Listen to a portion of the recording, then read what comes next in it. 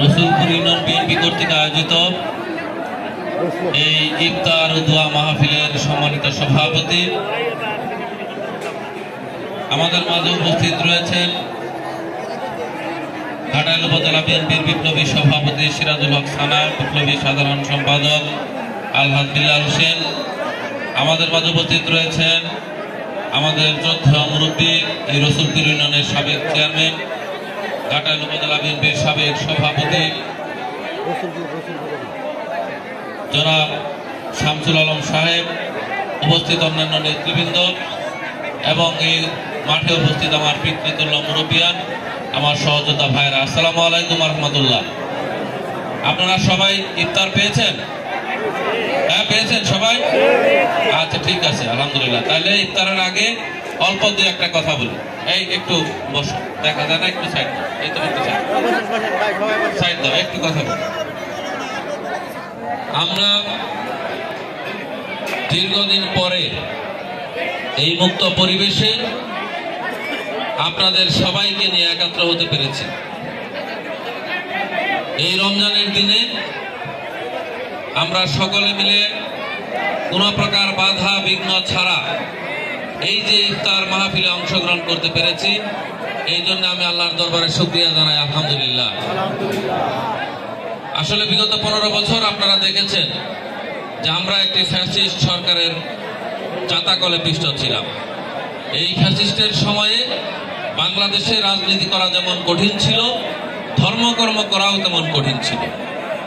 আমরা যারা রাজনৈতিক কর্মী ছিলাম, যারা আন্দোলন সংগ্রামে অংশগ্রহণ করেছি, যারা গণতন্ত্রের জন্য লড়াই করেছি, তারা যেরকম নির্যাতনের শিকার হয়েছি, ঠিক তেমনি ভাবে এই দেশে যারা ইসলামী চিন্তাবিদ ছিলেন, যারা ধর্মের কথা বলেছেন, যারা মুসলমানের কথা বলেছেন, ইসলামী মূল্যবোধের কথা বলেছেন, তারাও কিন্তু এই ফ্যাসিস্ট সরকারের নির্যাতনে তারা নিষ্পেষিত ছিলেন।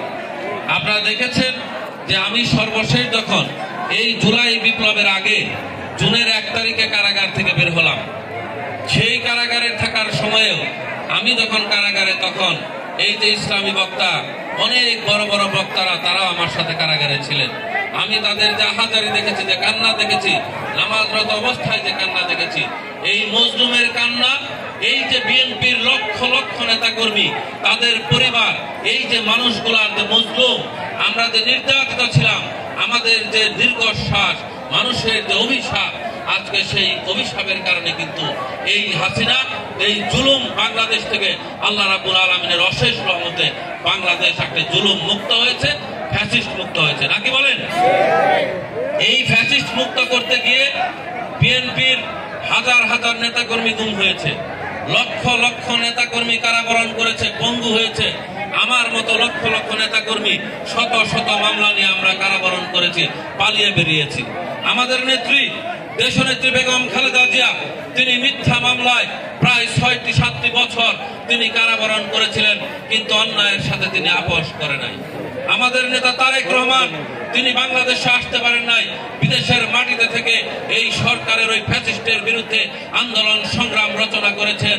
এই অভ্যুত্থানের পিছনে তিনি ছিলেন মহাপরিক্রমশালী শক্তি, যিনি এই আন্দোলনকে সংগঠিত করেছিলেন, হাসিনার পতনকে উৎসাহিত করেছিলেন।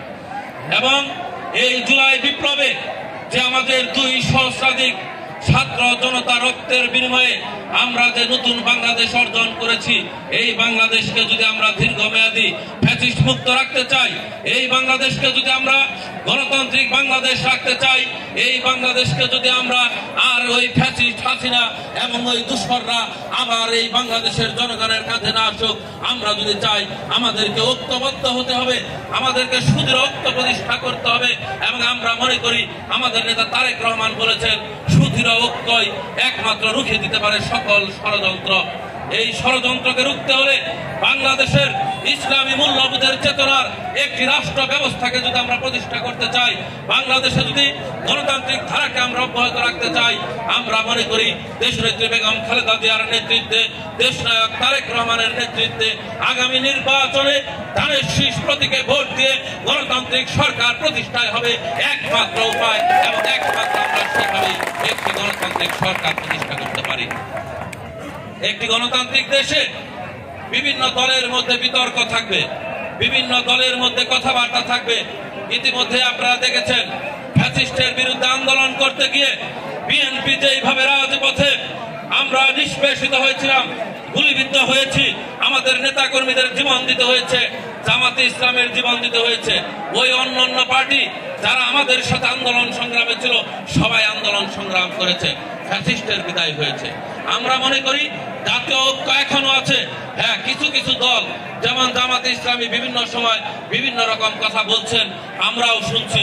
অতীতে তারা আমাদের সাথে আন্দোলন সংগ্রামে ছিল, আন্দোলন সরকারে ছিল।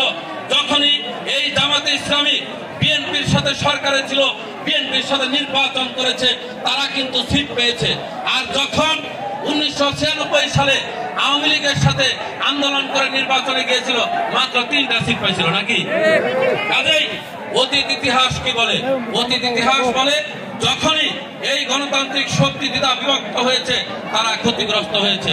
আমি বিশ্বাস করি ফ্যাসিস্টের বিরুদ্ধে যেভাবে আমরা লড়াই সংগ্রাম করেছি, আন্দোলন সংগ্রাম করেছি, ইনশাআল্লাহ আগামী দিনে বাংলাদেশের গণতান্ত্রিক সরকার প্রতিষ্ঠায় আমরা ঐক্যবদ্ধভাবে বাংলাদেশে একটি গণতান্ত্রিক সরকার প্রতিষ্ঠা করতে পারবো।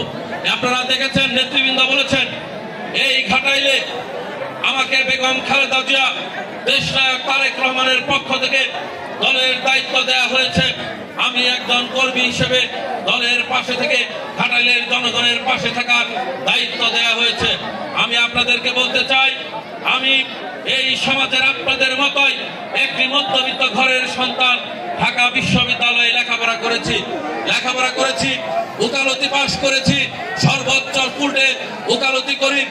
একজন মানুষ সমাজের একজন কর্মী হিসেবে কাজ করতে চাই। যদি আজকে বিসিএস পরীক্ষা দিতাম, ছাত্র ছিলাম, এক সময় হয়তো ডিসিএসপি হতে পারতাম, কিন্তু বেছে নিয়েছি জনগণের সেবায় কাজ করতে চাই, জনগণের জন্য কাজ করতে চাই বিধায় আপনাদের পাশে এসেছি। ইনশাআল্লাহ বিশ্বাস করি আপনারা যদি আমাদেরকে দোয়া করেন, আপনারা যদি সমর্থন দেন, ইনশাআল্লাহ আগামী দিনে এই ঘাটাইলের মাটি হবে উন্নত ঘাটাইল। এই ঘাটাইলে কোনো সন্ত্রাস থাকবে না, কোনো দুর্নীতি থাকবে না, কোনো দুঃশাসন থাকবে না, কোনো মাদক ব্যবসা থাকবে না, কোনো চাঁদাবাজি থাকবে না। এবং আমি বলতে পারি, আমার দলের ভাইদেরকে আমি বলে যেতে চাই, আপনাদেরকে বলা হয়েছে আপনারা মানুষের পাশে থাকুন, জনগণের পাশে থাকুন, জনগণের জন্য কাজ করুন। আমি বিশ্বাস করি ইনশাআল্লাহ আপনারা জনগণের জন্য কাজ করবেন, জনগণের পাশে থাকবেন। আগামী দিনে আমরা সকলে মিলে ঐক্যবদ্ধভাবে এই বাংলাদেশকে একটি সুন্দর বাংলাদেশ হিসেবে গড়ে তুলব, সেই আশা, সেই প্রত্যাশা ব্যক্ত করে আগামী দিনে আপনাদের সকলের কাছে ধানের শীষ প্রতীকে ভোট চেয়ে এবং নির্বাচন অতি দ্রুত হবে সেই অঙ্গীকার ব্যক্ত করে আপনাদের সকলের কাছে বিদায় নিচ্ছি। খোদা হাফেজ। বাংলাদেশ জিন্দাবাদ। শহীদ রাষ্ট্রপতি জিয়াউর রহমান মরহুম, দেশনেত্রী বেগম খালেদা জিয়া জিন্দাবাদ। আগামী রাষ্ট্রনায়ক তারেক রহমান জিন্দাবাদ। আপনাদের সকলকে ধন্যবাদ।